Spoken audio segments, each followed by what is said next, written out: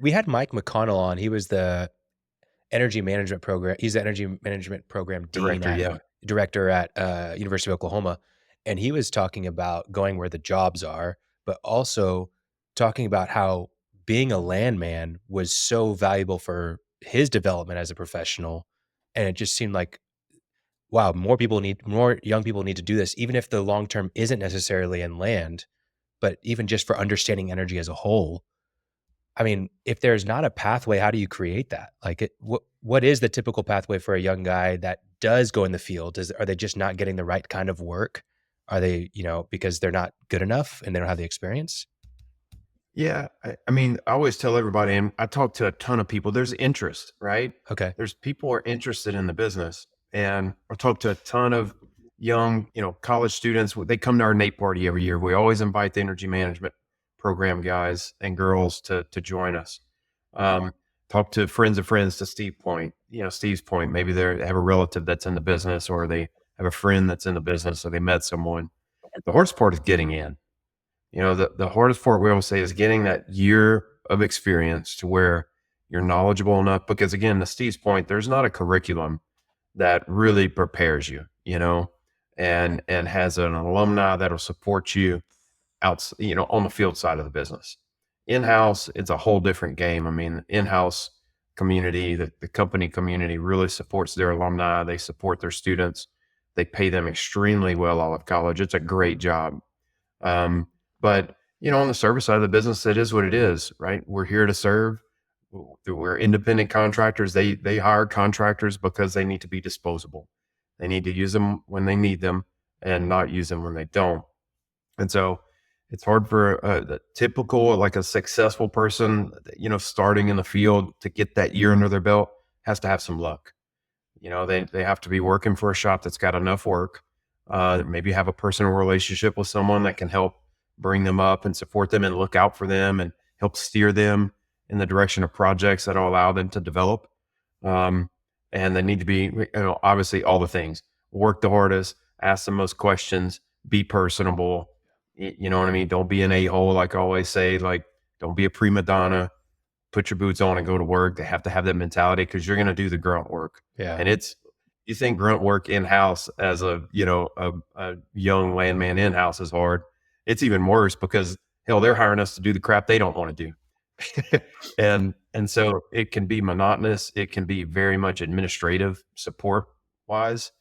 But man, once they get that year of experience, Steve can attest, it just builds, man. Your momentum builds, your capability builds. You learn more of what you don't know.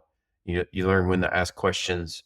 And, that's at least typically what we see. Steve's been able to, their projects are a little bit bigger up in the Northeast. Steve, maybe share some of your experience on success stories, at least maybe guidance for some young landmen on, what's worked for your people that you've been able to bring in. Sure. I think I go back to when we were young guys in the field or first in the field. I mean, I think I started at $125 a day with a little per diem, and in my mind, I was making $1 million, right? And it was patience, hard work, right? Being with the right people who were there to guide you and train you in the field and show you the ways around of the work that you're doing. Uh, the patience aspect is what I don't see anymore. It is, I get in here for 4 months or 6 months, and instantly I feel like I should be making twice what you are. You got to put the work in to get to those higher levels. And uh, if you find those folks, which we've been lucky here and there to do, up here in the Northeast, we're very blessed that we have some clients who are willing to work with us and go, hey, we understand that we need the newer generation to cycle in. It might not be at the 20 a click anymore, or clip, but if we can get 4 or 5 every 6 months, then they're dedicated to those clients and those projects, then, after a couple of years, you all of a sudden have a newer force, or maybe you're high grading your talent that are become complacent and haven't put the same amount of work ethic in that they used to have. But to Brent's point, the larger projects, it is easier to navigate that. In the renewable side, we've been fortunate one or two at a time to bring in these folks, but again, it's not building a workforce as it used to be. It's hopefully latching onto that a candidate, that a player that you can really mold and understands that there's a future and that there's a upward mobility if they just put the time and effort in. Yeah. And you need some luck with the right kind of projects, right?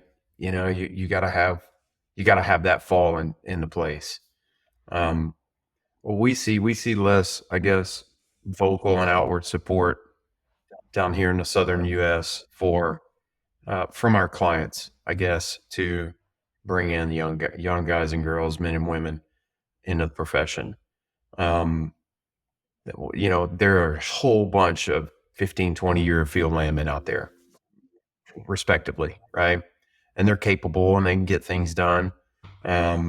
So, you know, I don't hear any clients when I say, man, I need some young folks. None of them come out and say, hey, man, I've got this job. Why don't you bring one of them on? You know, find a way for them to work. You don't hear that. But you also don't have the big jobs where you can be vocal about, you know, hey, I've got a good opportunity here, a good candidate. I'd like to give them a shot. And for lack of a better term, I mean, it's much easier to absorb someone in a bigger crew than it is, you know, when you've got a small one-off project. One thing I want to add to Steve's point, if we're just talking about general advice for someone wanting to get into the business, the one place, that kind of the one segment of our business and our workforce that is direly in desperate need of people, are those people that can travel. Gone are the days where being a field landman meant that you packed up and went wherever the job was. A lot of things have changed that. Obviously, the ability to do research online is a big deal. Projects not popping up all over the country anymore like they used to is obviously a big deal. COVID happened. The age gap, you know, most landmen that are in the business now are, you know, our age. They have families. They got soccer practice, you know, parent teacher conferences. They've got all the things that, you know, they want to do and enjoy being with their families, and they're not willing to go work on a project for a week or two, even a week or two. Like it's unbelievable. I mean, we put out posts all the time within our workforce. Hey, are you willing to travel? We need some people that can travel here. And there's not a willingness to kind of be committed to it and say, hey, hand up, not hand out. You know, hey, I'll go. Let's go. I'll do it. You got to beg and plead. And even at that, sometimes people just aren't willing to do it. So if you're a young landman, you've got a year or two experience and you want to provide an opportunity for yourself to grow and advance and become that person, that valuable person. If you're willing to hit the road, be vocal about it, you'll get a tremendous amount of opportunity and more experience than you can imagine. Because if anybody in our workforce comes out and says they're ready to travel, well, we're in love with them immediately. And you get we'll bump, you get raises. We pay people much more to travel, frankly. And they're worth every penny. I think we were pretty fortunate at the time we got into the industry, right? Because we still had the books and we were always in the courthouse and you were meeting people in person. And then we moved into some technology and then the technology just kept growing. I can't imagine coming and now getting trained via Teams or over a computer. I feel like you need that in person. You need to be able to know what you're looking at or where it came from.